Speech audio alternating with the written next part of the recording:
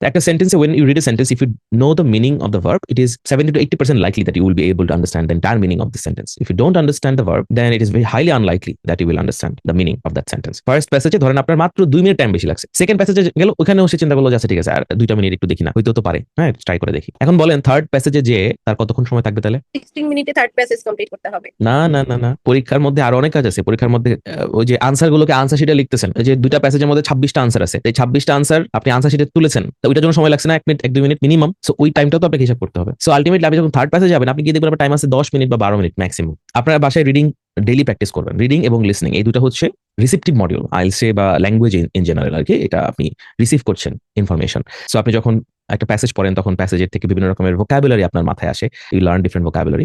এছাড়াও বিভিন্ন রকমের সেন্টেন্সের সাথে আপনি পরিচিত হন। তাছাড়া হচ্ছে কনটেক্সচুয়াল মিনিং, যেটা খুব ইম্পর্টেন্ট। আমরা অনেক শব্দ জানি যে শব্দগুলোর আসলে ভিন্ন ভিন্ন মিনিং আছে ভিন্ন ভিন্ন কনটেক্সটে, তো ওইটাও আমাদের একটু শেখা হয়। 3টা জিনিস আসলে রিডিং এর একটু শুরু করার আগে একটু বলি। একটা হচ্ছে যে আমি যখন পড়বো, যে কোনো একটা প্যাসেজ পড়বো, সেখান থেকে নাম্বার 1 যে জিনিসটা আমাদের শেখা হয় সেটা হচ্ছে ভোকাবুলারি। এটা একেবারে কমন। আপনারা কি হাতে লেখা পড়তে পারেন? দেখা যাচ্ছে ভাইয়া। Alright, thank you. So comprehension. আর নাম্বার 3 হচ্ছে রিটেনশন। খুবই গুরুত্বপূর্ণ 3টা জিনিস। ওকে, আপনারা যখন রিডিং পড়বেন বাসায়, সাপোজ আপনি প্রিপারেশন শুরু করছেন, এখন আপনার রিডিং বাসায় রেগুলার প্র্যাকটিস করতে হচ্ছে, তো 2 রকমের প্র্যাকটিস আছে রিডিং এর। একটা হচ্ছে টাইমড প্র্যাকটিস, তার মানে আপনি আজকে প্যাসেজ সলভ করবেন সময় মেনে। 1 প্যাসেজ আমরা কতক্ষণ সময় পাবো এক্সামে? একটা প্যাসেজের জন্য 20 মিনিটস।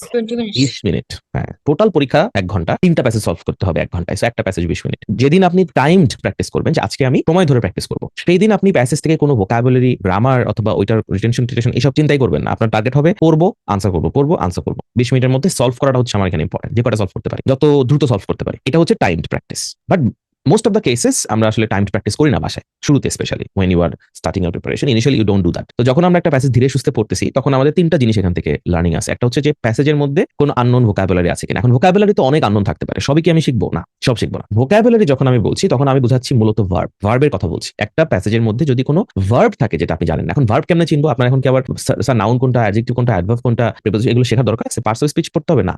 ভার্ব চেনার খুব ইজি ওয়ে হচ্ছে ভার্বের সাথে কখনো আইএনজি থাকে, কখনো ইডি থাকে, কখনো এস বা ইএস যুক্ত হয় থার্ড পারসন সিঙ্গুলারের কারণে। তো বোঝা যাচ্ছে যে এটা একটা ভার্ব। যেমন রিডিং আইএনজি আছে, এটা ভার্ব। রিড একটা ভার্ব, সাথে আইএনজি যোগ হয়েছে। একটা সেন্টেন্সে when you read a sentence, if you know the meaning of the verb, it is 70 to 80% likely that you will be able to understand the entire meaning of the sentence. If you don't understand the verb, then it is very highly unlikely that you will understand the meaning of that sentence. So verb শেখাটা খুব জরুরি। দু একটা noun adverb সব না জানলেও ওগুলো বাদ দিয়ে দিলেও বাক্যের অর্থ হবে, বাট ভার্ব বাদ দিয়ে দিলে বাক্যের অর্থ হবে। সেকেন্ডটা হচ্ছে কম্প্রিহেনশন। কম্প্রিহেনশনের মানে হলো যে একটা সেন্টেন্স আপনি কয়বার পড়ার পরে বুঝতেছেন। একবার পড়ার পরে বুঝছেন, 2বার পড়ার পরে বুঝছেন, নাকি 3বার পড়ার পরে বুঝতে পেরেছেন? কয়বার পড়তে হলো আপনাকে ওই সেন্টেন্সটা টু আন্ডারস্ট্যান্ড প্রপারলি? স্টুডেন্টদেরকে আমি মাঝে মাঝে বলি যে এই সেন্টেন্সটা পড়েন। আচ্ছা পড়লাম, বুঝছেন? হ্যাঁ বুঝছি। আচ্ছা বলেন তো কি বুঝছেন? স্যার বুঝছি কিন্তু বলতে পারতেছি না। এটার মানে হচ্ছে আপনি বুঝেন নাই। ঠিক আছে, আপনার মনে হয়েছে যে আপনি বুঝছেন, মানে আপনি পড়ছেন, আপনার মনে হয়েছে আমি বুঝে গেছি। ওভারঅল আপনার মনে হচ্ছে যে আপনি জিসটা ধরছেন, বাট যদি আপনি বলতে না পারেন, তার মানে আসলে আপনার কম্প্রিহেনশন হয় নাই। So if you read a sentence, can you explain or say in your own words এই সেন্টেন্সের মানেটা কি? যদি পারেন তাহলে আপনি বুঝেছেন, যদি না পারেন তাহলে বুঝেন নাই।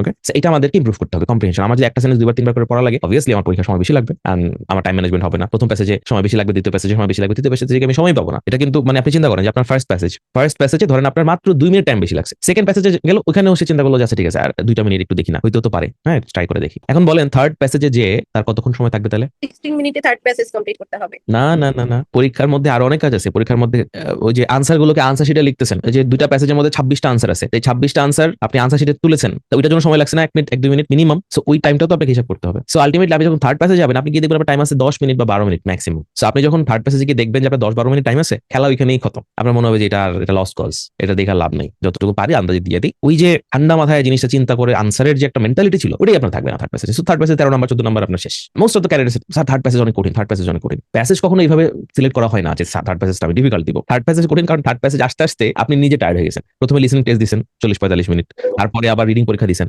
রিডিং এর মধ্যে 2টা প্যাসেজ সলভ করছেন, এখানে টোটাল 40 মিনিট শেষ। সো আপনার কিন্তু অলরেডি 80 মিনিটের পরীক্ষা হয়ে গেছে, মাঝখানে 5 মিনিট ব্রেক আছে, মানে 90 মিনিটের পরীক্ষা অলরেডি আপনি দিয়ে ফেলছেন যখন আপনি থার্ড প্যাসেজে আসছেন। অবভিয়াসলি আপনি টায়ার্ড তখন। 90 মিনিট তো এটা একদম ফোকাস কাজ, এমন তো না যে 90 মিনিটের মধ্যে আপনি রিল্যাক্স করছেন। মাঝে মাঝে কি কোনো ব্রেক দেয়?